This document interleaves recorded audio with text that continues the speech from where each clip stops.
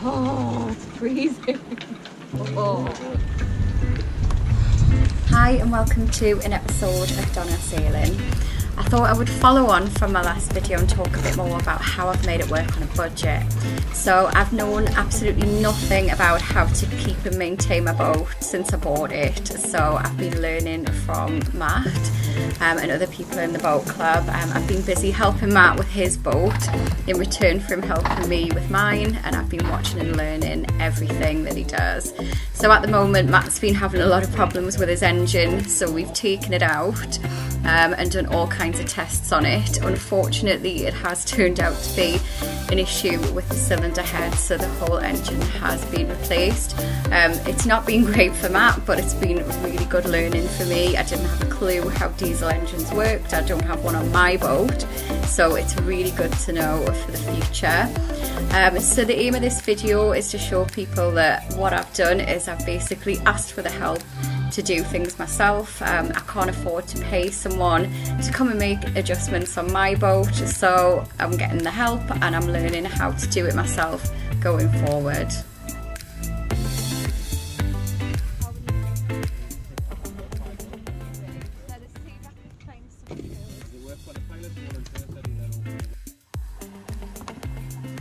One of the main issues I've had since getting legal action is that I haven't always had the right tools to do the job. Back in April, we were fitting my new tiller pilot to the boat and we needed to drill a hole to get the fitting in, which was 12.5 mil. So I went on the hunt for a 12mm drill bit and managed to find one by putting a post out on the Facebook group. And within 2 minutes someone responded to me, and I just ran up to the boatyard, collected it, and then we then had the tools to do the job, which was amazing. Yeah.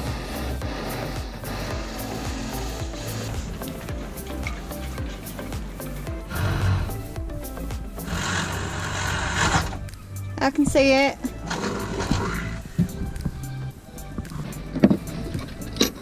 Six mils in there, and there should be 12, but not a 12.5 mil.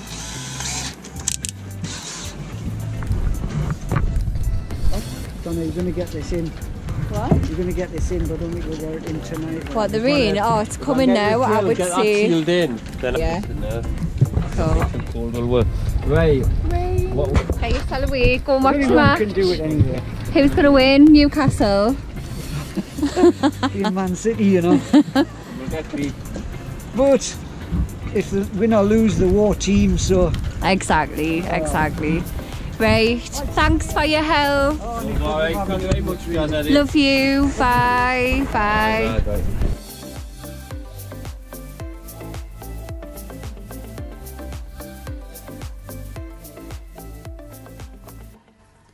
I thought I'd also take this opportunity to have a bit of a moan on this video. I don't know about you lot, but I am so frustrated with the weather at the moment. Other than the last couple of weeks, it's been winter in the UK for about a year now, which has made getting things done on the boat really difficult, and also actually getting out sailing really difficult. Normally I would sail through the winter, it doesn't bother me, but if it's not been no wind, it's been really high winds, so or torrential rain, there's just been no happy medium. It's been very confused winds, confused seas, and just not great for being out sailing at all.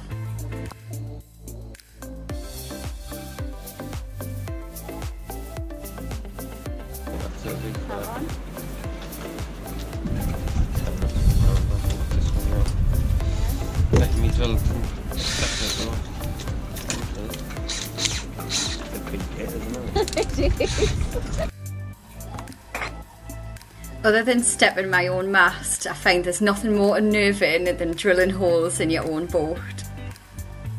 Yeah, it's on. Right. Look how close we'll measure that. So we didn't quite get the measurements right here, meaning the range of movement between the two cockpit lockers of the tiller just wasn't even, but you know what, we took it out, we re-fiberglassed it and drilled it again, and it's much better now.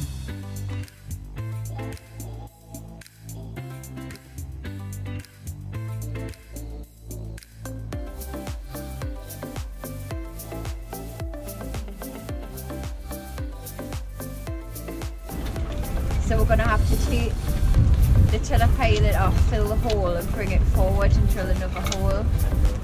Right. What's it called? Sikaflex that we fill it with, or fiberglass. And tie some gaffer tape over it. Yeah. So the next task that I had was to give my outboard a little service. I've never done that before, so I thought it was time to learn exactly how it was done. The engine itself's actually cut out of me a couple of times coming in and out of the channel, and I really didn't want that to happen again. Yep, it's off. Right, come off that. Yeah.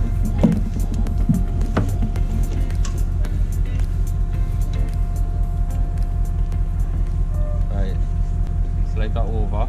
Yeah. Looks good there.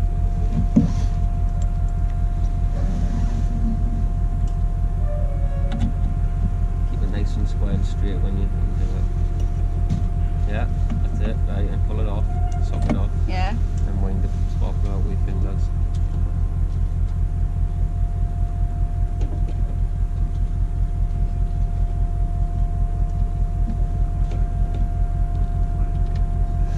Got it. Right. 10. Yeah. Both exactly the same number. Yeah, yeah. Check. Do you not believe this? No.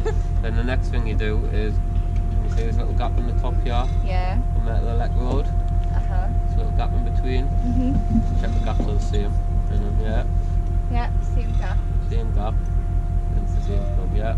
same plug, definitely the same plug.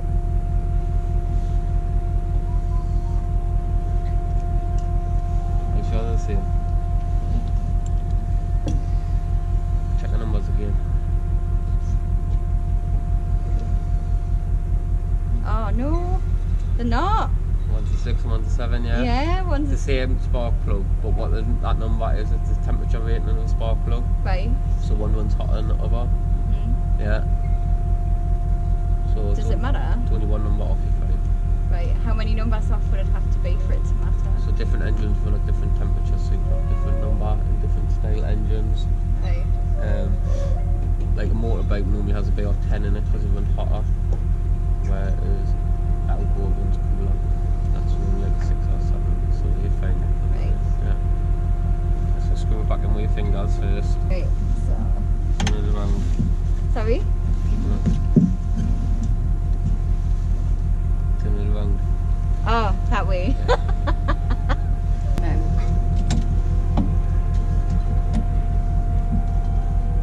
Yeah, and it should, when you're tightening it or not, Uh-huh. you'll feel it starting to tighten up, Yeah. but it's soft because you've got like a crush washer seal on it. So it'll be soft, then you feel it starting to go tight. Yeah, it's tightening up. Right there, out there, that'll do. Yeah. Yeah, good one. There, it's on. Feel it? Yeah. Yeah, it's like... Click there. I didn't hear a click, but you I felt it, yeah. That's it.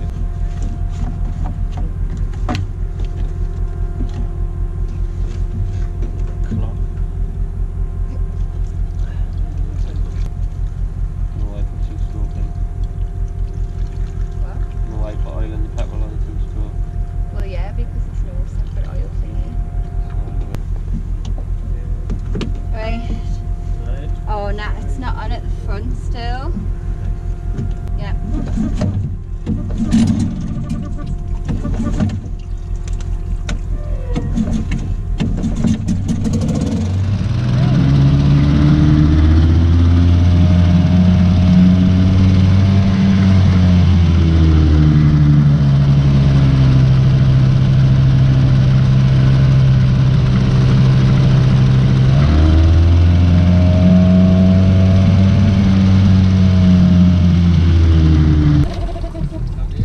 Yeah, happy. Look, the seal. It's the seal?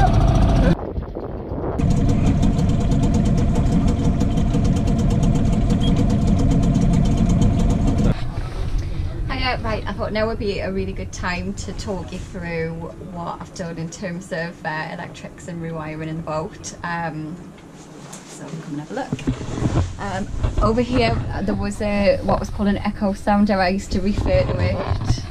Yeah, I was referring to it as a thingy, but somebody commented and said that it was an echo Pilot or an echo sounder, and it was really old-fashioned, didn't need it anymore, so I had that taken out. So these switches now obviously run off the leisure battery, which is here. I don't have like a main sort of power switch, so I'll just reconnect and disconnect these as and when I need to use the power, which is, it's for the sake of putting a switch in, it's just much easier to do that. I think it's no bother, it takes 2 minutes. So I've also got the stern nav light now. I didn't have that before, and I've got the bow nav light working. So that's my switch here. I've got a breaker here. So basically, for those of you who don't know what that is, I didn't. The breaker just cuts off the power or turns on the power, so it breaks up the power from the battery going to my switches over there. So that's my breaker there. Then the wires kind of run back around here, through here, and come to this switch panel over here. So I've got cabin lights now, woohoo! There you go. Turn those off. Running lights, not using that at the moment. And then auxiliary 2 is my tiller pilot switch. This is for my new depth sounder, which needs to be calibrated. It isn't working. And then I've got one here. So yeah, the previous owner said that that was broken. However, it is working, but it's not reading the right depth or speed. So I still don't know what I'm going to do with that. But anyway, that switch is on here in the middle. So yeah, got a bit more use out of the electrics in the boat now because nothing was really working when I got it. Not going to bother with the masthead lights at the moment, it's just too big a project, and I haven't got any plans tonight sailing legal action just yet.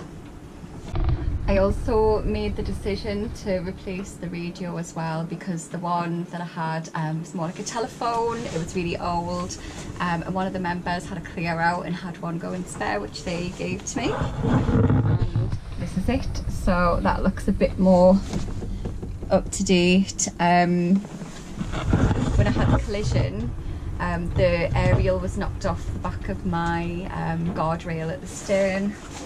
I have that here, so we're gonna try and put that on today, I think.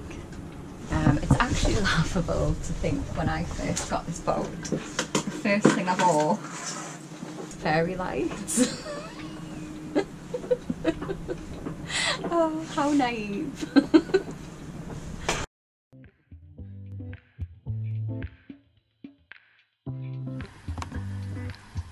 Next on the list was to get my aerial wired up again through the boat, ready to be fitted to my new radio. Pretty simple task, and one that I just managed to get on with by myself. But a few weeks ago I would have thought that was absolutely beyond me. My radio is working now, and I'm really pleased with it.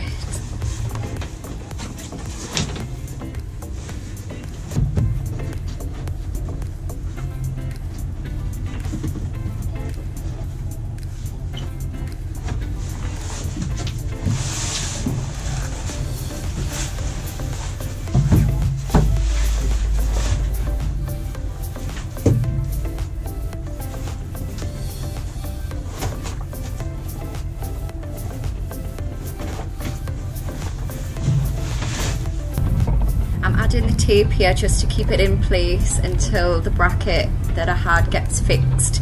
As I mentioned before, it got snapped in the collision I had at the back end of last year, so I'm just fixing the original one rather than buying a new one.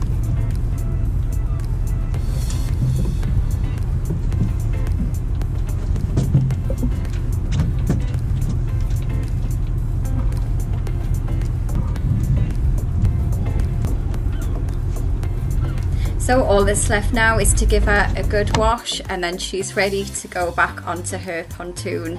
Thank you so much for watching. I hope this has helped give you an insight into sailing on a budget, and hopefully see you next time.